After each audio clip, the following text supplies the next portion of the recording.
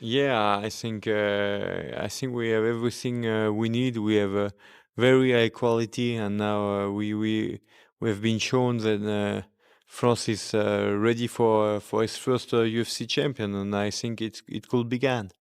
I mean,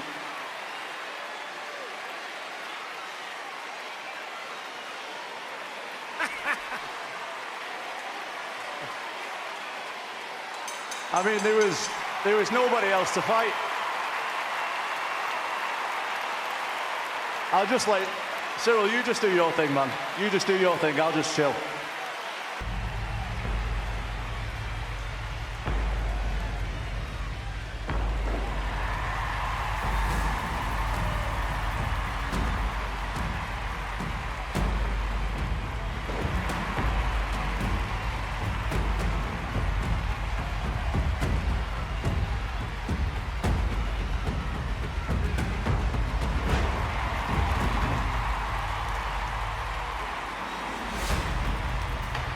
Tom Aspinall just sent shockwaves through the heavyweight division with a brutal warning that has Ciryl Gane fans absolutely fuming. Quote, "If I hit anybody, I can knock them out, and Ciryl is no exception. There are weaknesses in his ground game." No, I think that if I hit anybody, I can knock anybody out. And I think that Ciryl is no exception, but obviously... Let me paint you the picture of what went down at the Accor Arena in Paris, because this was unlike anything we've seen at a UFC press conference recently.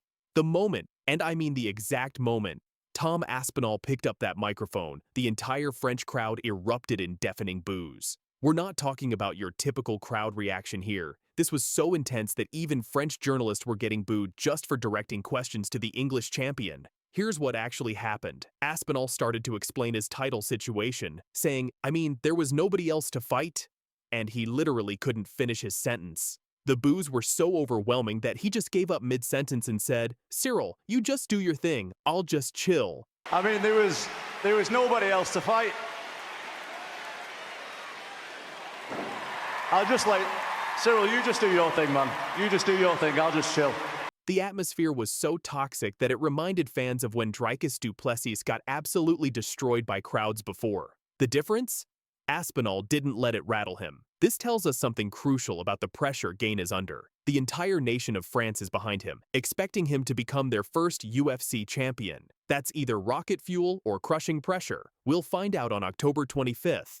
Now let's break down exactly what made Aspinall's warning so devastating, because this wasn't random trash talk. This was surgical precision. This isn't boasting, it's a statistical fact. Aspinall has finished 12 of his 15 wins, with most coming in the first round. His knockout power at heavyweight is genuinely terrifying. But then came the real dagger. There are some weaknesses in his ground game that we've seen, but I'm sure he's improved. And I think that Ciryl is no exception, but obviously there are some weaknesses in his ground game that we've seen, but I'm sure he's improved. Remember, Gane was completely dominated on the ground by Jon Jones, getting submitted in the first round at UFC 285. That's the elephant in the room that Aspinall just called out in front of Gane's home crowd.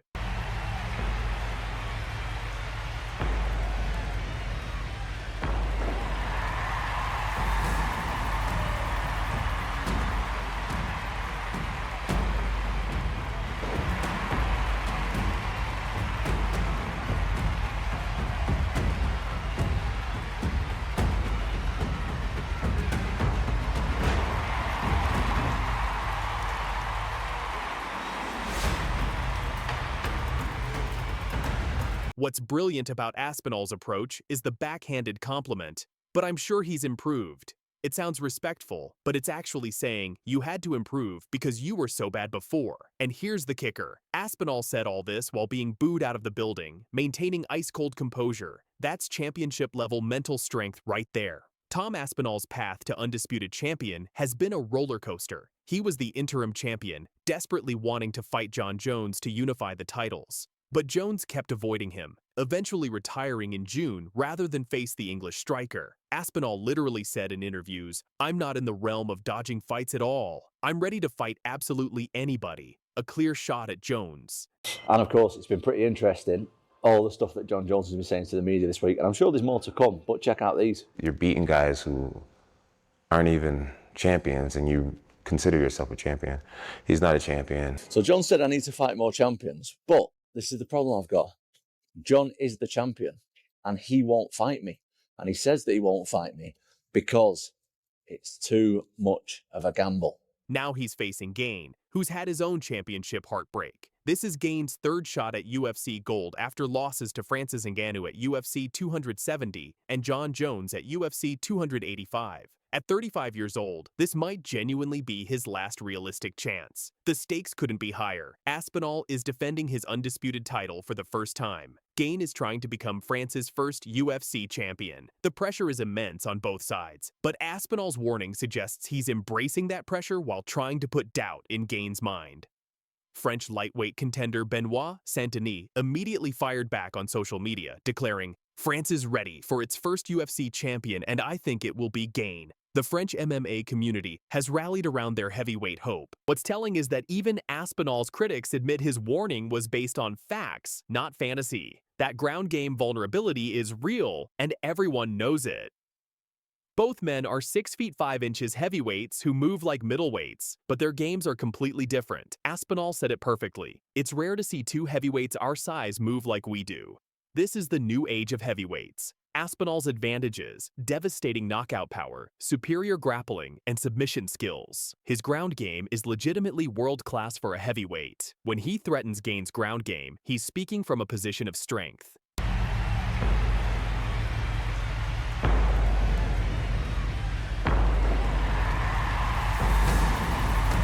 Gane's advantages: elite kickboxing, better cardio, and superior distance management. His striking is absolutely beautiful, technical, precise, and powerful. He also has that French crowd energy behind him. Gane responded with his own confidence. "Tom's the defending champion. He is the man to beat.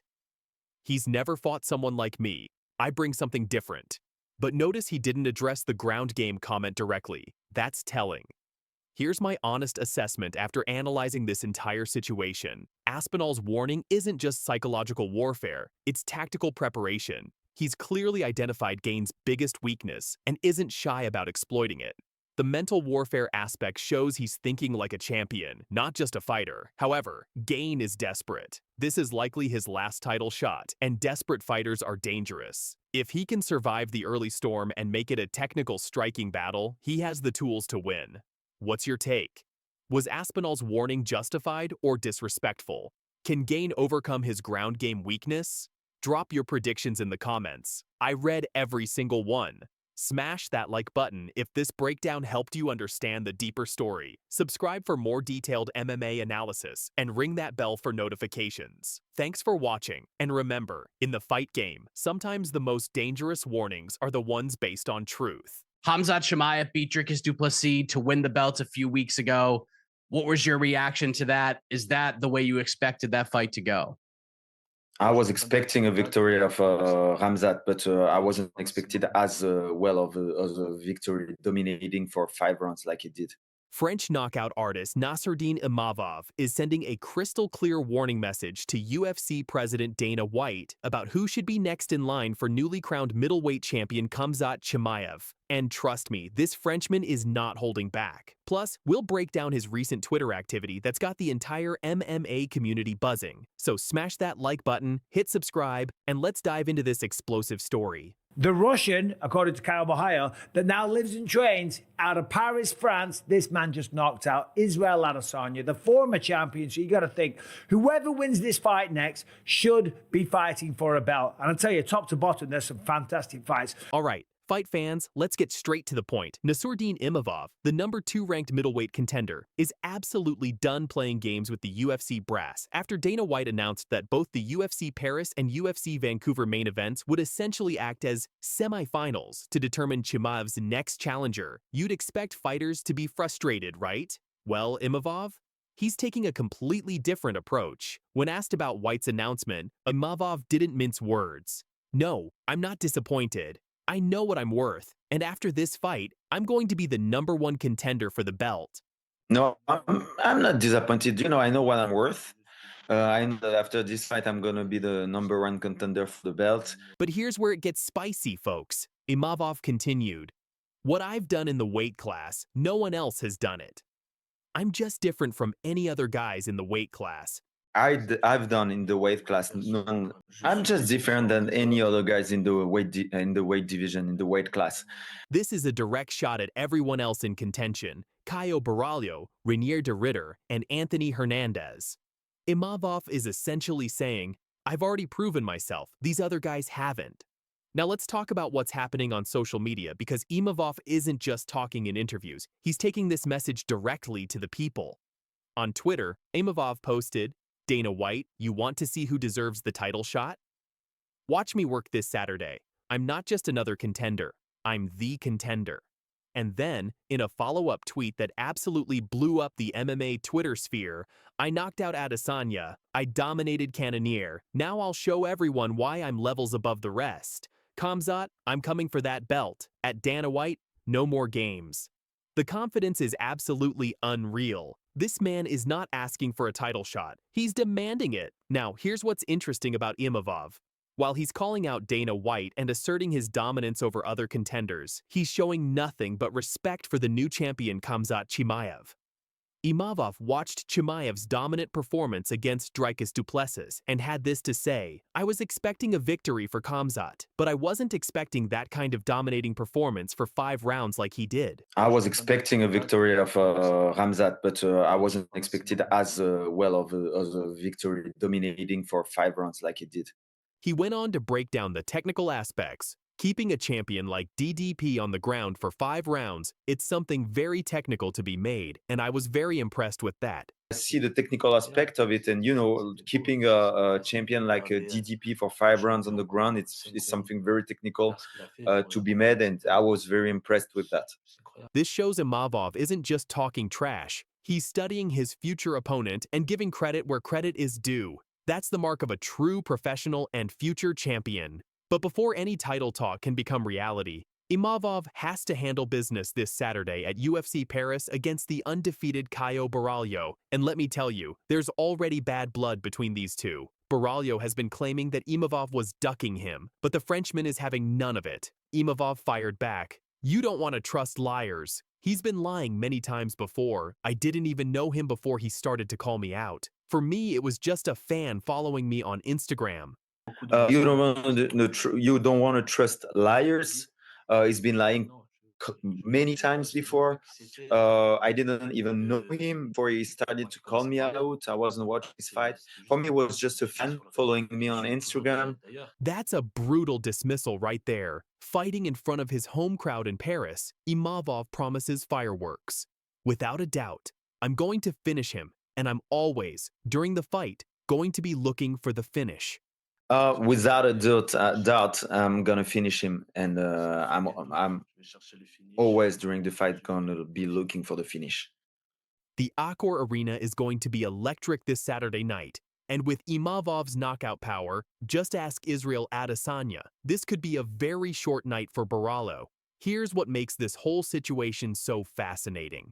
Dana White has essentially created a 4-man tournament for the next title shot. You've got Imavov versus Borralho at UFC Paris and de Ridder versus Hernandez at UFC Vancouver. The UFC president said the best performance wins the title shot. But Imavov, he's not worried about what happens in Vancouver. He's confident that his performance will be so dominant, so impressive, that it won't matter what anyone else does. And honestly, when you look at his resume, knocking out former champion Ciryl Adesanya, dominating Jared Cannonier, it's hard to argue with his confidence. The man has been on a tear, and he's ready to prove that he's not just different from everyone else in the division, he's better. So there you have it, fight fans. Nassourdine Imavov is sending a clear, unmistakable message to Dana White. I'm not asking for a title shot, I'm taking it.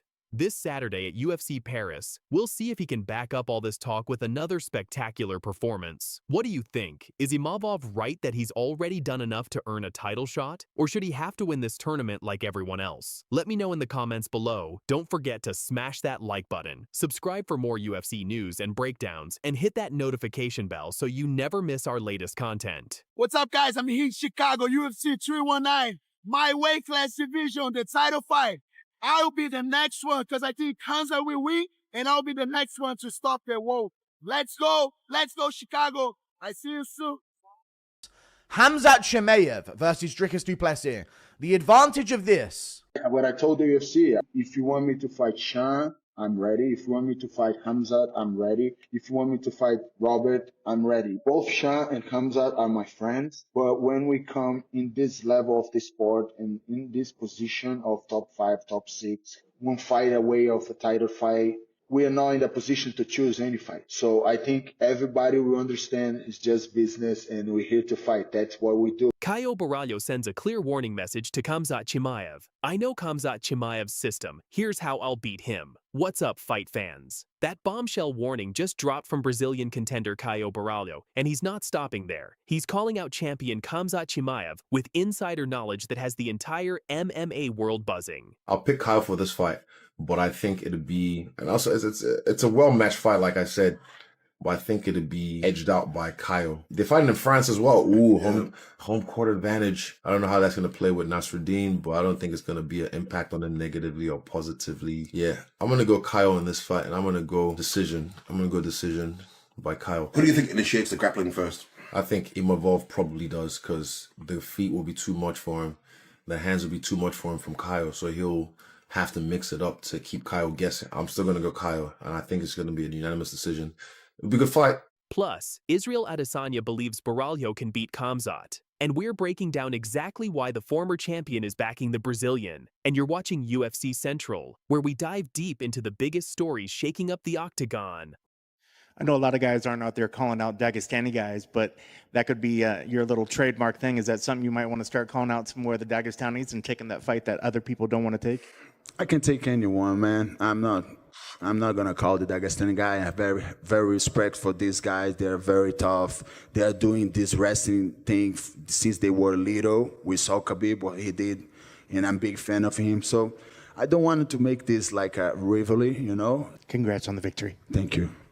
Let's break down this explosive warning. Caio Borralho isn't just talking, he's making a direct threat to Khamzat Chimaev's championship reign, and his confidence comes from a very dangerous place, inside knowledge. The Brazilian dropped this bombshell. I spent 1 month in his training camp when he was at All Stars, and I know very well how he works, his system and everything. I think I have an advantage between all the middleweight fighters. I don't think that's the way, you know? So I think the same thing. I spent 1 month in his training camp when he was in All Stars over there, and I know very well how he works, his system and everything. And I think have advantage between all the middleweight fighters. This is huge. Borralho trained with Chimaev for an entire month. He knows the champion's training methods, his strategies, his system, and now he's claiming he can exploit that knowledge. But here's where it gets personal. Borralho made it clear. I have a lot of respect for Khamzat. He's like a brother to me, but now it's me or him. The Brazilian is calling his shot. I can threaten him with my ground game, especially on the bottom. When it comes to striking, my distance control and feints will make him shoot at the wrong time. No, I think Dricus was more worried to defend the submissions than to get up, and he spent a lot of times just being with his back on the bottom, with his back on the ground, and didn't give his back too much to Hamza.